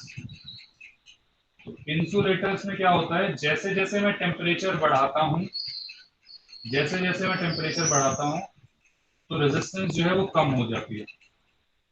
तो as temperature increases this resistivity actually decreases. तो रेजिस्टिविटी डिक्रीज करती है जैसे जैसे टेम्परेचर बढ़ता है। किसमें? इंसुलेटर्स में। जबकि कंडक्टर में क्या होता है कि अगर टेम्परेचर बढ़ाओगे तो रेजिस्टिविटी बढ़ेगी, लेकिन इंसुलेटर्स के अंदर होता है कि अगर आप टेम्परेचर बढ़ाओगे तो रेजिस्टिविटी कम होगी। क्या यहाँ तक सबको समझ में आ रहा है अभी तक? Yes, sir. Yes, sir. Yes sir. Yes, sir. Sir मुझे बस ये एक छोटा सा कुछ सवाल पूछना था सर, मतलब चीजों को कंडक्टर्स और इंसुलेटर में मतलब कौन सी प्रॉपर्टी डिवाइड करती है, मतलब हाँ, मैं समझ गया। क्या किसी चीज को कंडक्टर बनाती है और क्या किसी चीज को? क्या किसी चीज में? ठीक है। अच्छा, एक चीज सोचो, आपने वो शेल वाला कॉन्सेप्ट पढ़ लिया है अभी? Yes, sir. कौन सा सर? आउटर शेल में होते हैं, इनर शेल में होते हैं। Yes sir. हाँ अभी जी, वो याद है 288 टाइप कुछ ऐसा था, 281 282। Yes, जी sir. चलो, अब इन दोनों के अंदर थोड़ा डिफरेंस देखो। 287 है एक का, और एक का 281 है। ध्यान से देखना, हमने वो देखा था कि ये न्यूक्लियस होता है सेंटर में और उसके आसपास शेल्स होती हैं। प्रोटॉन इलेक्ट्रॉन्स होते हैं। अंदर तो प्रोटॉन्स है सारे और यहाँ पे इलेक्ट्रॉन्स होते हैं। तो पहले में इलेक्ट्रॉन 2 होंगे, अगले में हमारे 8 हो गए, उससे अगले में फिर 1 आ गया फॉर एग्जाम्पल। अब ध्यान से सुनना, इसका जो सेंटर पे चार्ज है, क्या वो 11 चार्ज का, 11 क्या कहेंगे इसे, 11 ई का, 11 ई लिख रहा हूँ मैं इसमें। ई मतलब चार्ज ऑफ इलेक्ट्रॉन, पॉजिटिव लगा दिया तो मतलब पॉजिटिव चार्ज लेके 11 ई का। क्या सबको ये चीज क्लियर है? Yes, sir. Yes sir. Yes sir. Yes, sir. 11 से उसने क्या किया, ये सभी इलेक्ट्रॉन्स को तो खींच रहा है और यहाँ पे एक इलेक्ट्रॉन बैठा हुआ है, इसको भी खींच रहा है। अब एक और डायग्राम सोचो जिसके अंदर ये सब सेम है। मैं इनको से कॉपी कर लेता हूँ, ध्यान से उससे देखिएगा।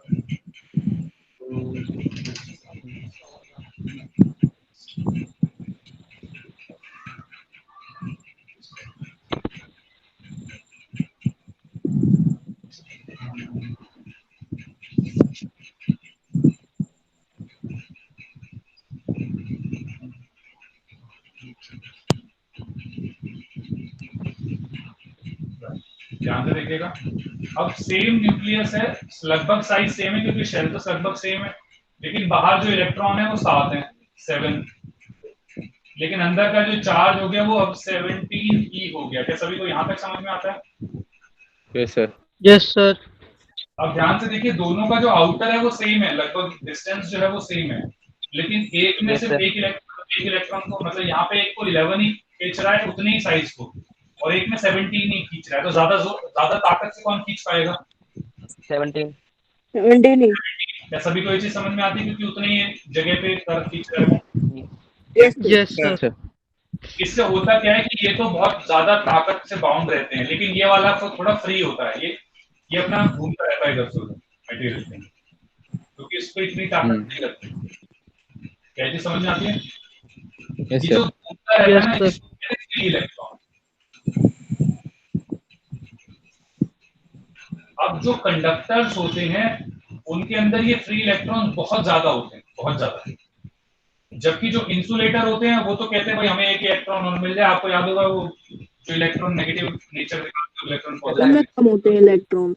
सर सर क्या आप कैटायन और एनायन की बात कर रहे हो? हाँ, कैटायन और अनायन नहीं, लेकिन हाँ मतलब कुछ कुछ वैसा ही, मतलब अनायन मतलब वो एक इलेक्ट्रॉन लेना चाहता है और एक इलेक्ट्रॉन देना चाहता है, ये तो आपने पढ़ी रखा है।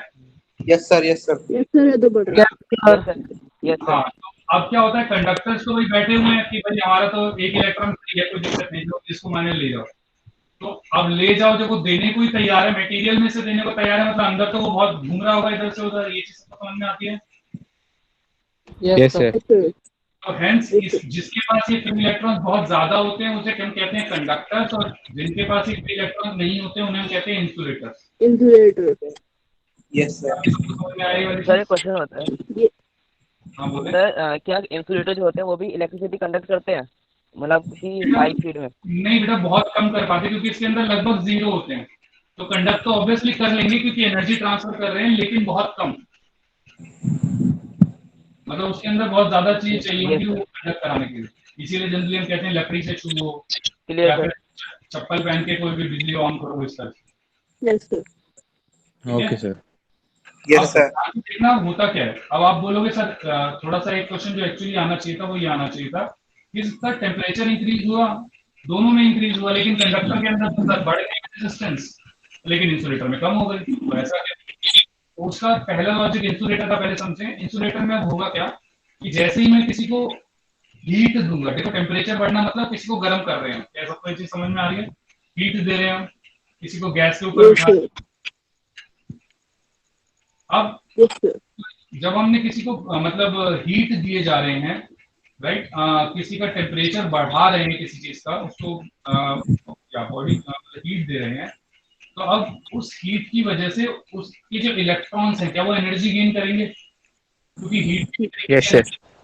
Yes sir.